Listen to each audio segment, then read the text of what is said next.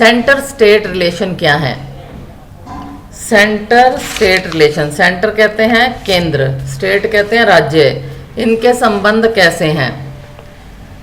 कहते centre state में लगातार जो हैं ये बेटा चेंजेस आते रहते हैं। रिलेशन का एक उदाहरण ये बताता है कि हमारा जो यहाँ फेडरलिज्म है वो किस तरह से मजबूत हुआ है। For a long time the same party कैसे हुआ है, लेकिन how the constitutional arrangement for sharing power work in reality depends upon the large extent of how the ruling parties and the leaders follow these arrangements.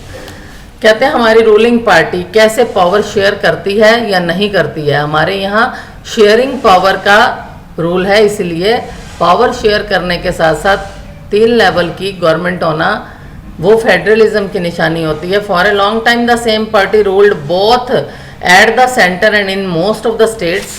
कहते हैं लंबे समय तक एक ही पार्टी ने सेंटर में भी और स्टेट्स पर भी राज किया। This meant that the state government did not exercise their rights as autonomous federal units. इसका मतलब क्या था, जब एक ही पार्टी ने इतने लंबे समय तक हमारी कंट्री में राज किया है तो उसने स्टेट गवर्नमेंट्स की पावर्स को भी अपने हाथ में रखा। As and when the ruling party at the state level was different the parties that ruled at the centre tried to undermine the powers of the state.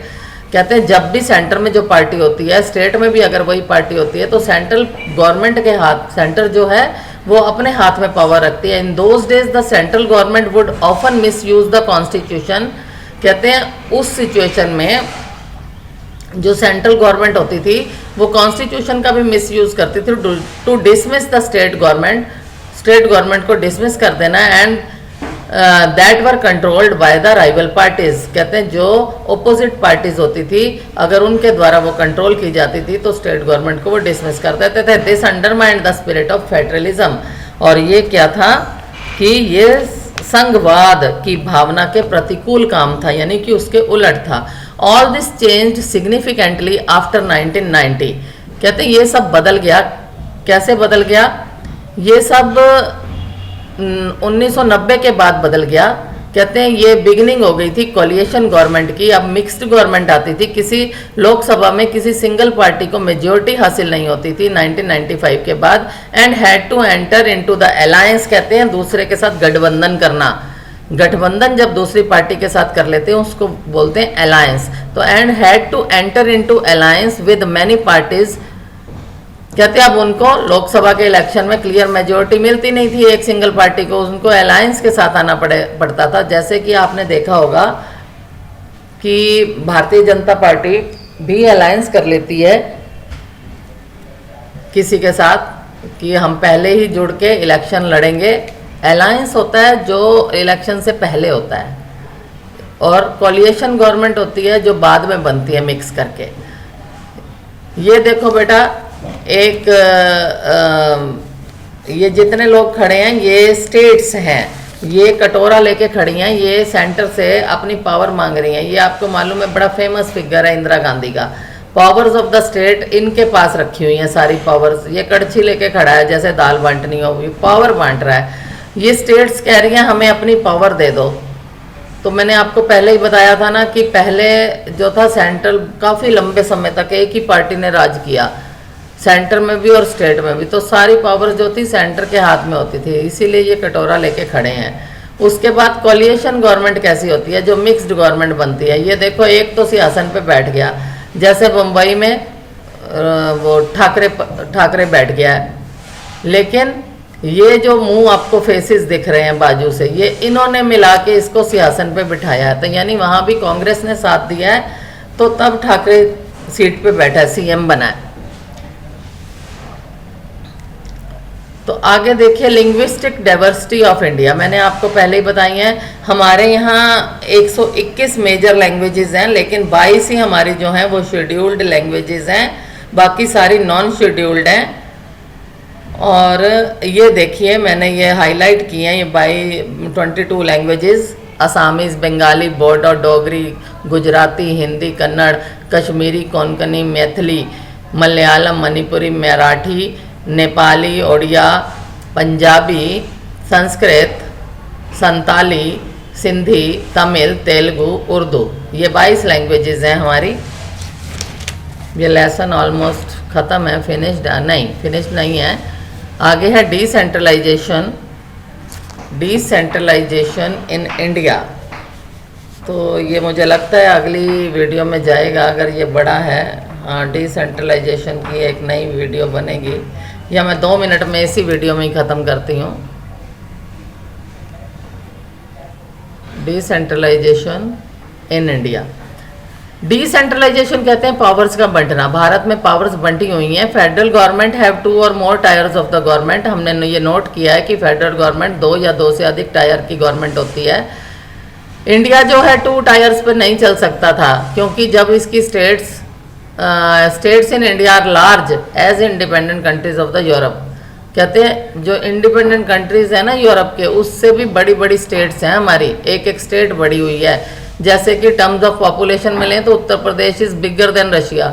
सिर्फ उत्तर प्रदेश को ही हम अगर ले लेते हैं तो पूरे रशिया से वो बड़ा है। Maharashtra is about as big as Germany. Germany जितना बड़ा उतना ही बड़ा हमारे पास महाराष्ट्र है। इसलिए हमें इतने बड़ी स्टेट्स को संभालना बड़ा मुश्किल था, तो हमने 3rd टायर की गवर्नमेंट बनाई। तो resulted A 3rd tyre government called local government. When the power is taken away from the central and state government and had given to the local government, it is called decentralization। कहते हैं state और centre की power को लेकर local government की power में भी बांट दिया गया, लोकल गवर्नमेंट को भी पावर दे दी गई, इसको कहते हैं डिसेंट्रलाइजेशन। लेकिन प्रॉब्लम्स और इशू इससे क्या गुजरे कि best settled at local time. जो हमारी जो प्रॉब्लम्स और इशू थे ये लोकल लेवल पे ही बेस्ट सेटल्ड हो जाते थे डिसेंट्रलाइजेशन से। लोकल गवर्नमेंट को अगर आप पावर दे दोगे तो लोकल गवर्नमेंट अपने ही एरिया में उस प्रॉब्लम्स और इश्यूज को सॉल्व कर देगी। People have better knowledge of the problems in their localities. कहते हैं हमें जिस जगह हम रहते हैं हमारी लोकेलिटी में हमें उनकी प्रॉब्लम्स का पता होता है। तो they also have better ideas on where to spend money. उनके पास ये भी आइडियाज होते हैं कि कहाँ हमें पैसा लगाना चाहिए and how to manage the thing more efficiently, और हमें मोर एफिशिएंटली कैसे चीज़ों को मैनेज करना चाहिए। The need for decentralisation was recognised in our constitution. ये बातें हमारी कॉन्स्टिट्यूशन में है कि डिसेंट्रलाइजेशन की ज़रूरत है। जैसे कि अब आप देखेंगे पंचायत हैं विलेजेस में और म्यूनिसिपैलिटीज़ हैं शहरों में। ये 3rd लेवल की हमारी गवर्नमेंट है। इलेक्शंस जो होते हैं लोकल गवर्नमेंट के, ये पहले रेगुलरली नहीं होते थे। Local government did not have any power और resource of their own. Local government की अपनी कोई पावर नहीं होती थी। Thus there was very little decentralisation in effective terms. बहुत कम डिसेंट्रलाइजेशन होती थी पावर्स की, यानी लोकल गवर्नमेंट के पास पहले पावर्स नहीं थी। लेकिन 1992 में के बाद बस एक बहुत बड़ा एक स्टेप उठाया गया 1992 में। कॉन्स्टिट्यूशन को जो थी अमेंडमेंट की गई, कॉन्स्टिट्यूशन में अमेंडमेंट कहते हैं सुधार किया गया to make the 3rd tier of democracy more powerful and effective. तीसरे टायर यानी लोकल गवर्नमेंट को पावरफुल बनाना। तो now it is constitutionally mandatory, जरूरी हो गया है to hold regular election to the local government bodies. कहते हैं अब लोकल गवर्नमेंट बॉडीज़ के इलेक्शन जो है जरूरी हो गया। सीट्स जो हैं रिजर्व कर दी गई हैं schedule caste, schedule tribe and other backward classes की, और 1/3 सीट्स जो हैं इसमें वुमेन के लिए भी रिजर्व कर दी गई हैं। स्टेट इलेक्शन कमीशन है जो पंचायत और म्यूनिसिपैलिटीज़ के इलेक्शन करवाता है। And the state government share some powers and revenue with the local government bodies. State government को ही अपनी शक्तियाँ और अपना रेवेन्यू कहते हैं राजस्व, ये लोकल गवर्नमेंट को देना होता है। रूरल लोकल गवर्नमेंट जो होती है वो पंचायत राज होती है। और ईच विलेज और a group of village in some state has a gram panchayat. कईयों में ग्राम पंचायत भी होती है। And the several ward members often called panch and president और सरपंच। और पंचायत में क्या 5 मेंबर्स होते हैं, एक प्रेसिडेंट होता है या सरपंच कह सकते हो उसको, उनका लीडर। तो it is decision making body for the entire village. Sorry ये इसके साथ था ऊपर। पंचायत जो होती हैं ये डिसीजन मेकिंग बॉडी होती हैं विलेजेस में। All the voters in the village are its member. जितने वोटर्स होते हैं विलेज में वो इसके मेंबर होते हैं पंचायत के। और ये साल में 2 या 3 बार इनकी बैठक भी होती है एनुअल बजट पे ग्राम पंचायत की, to review the performance of gram panchayat.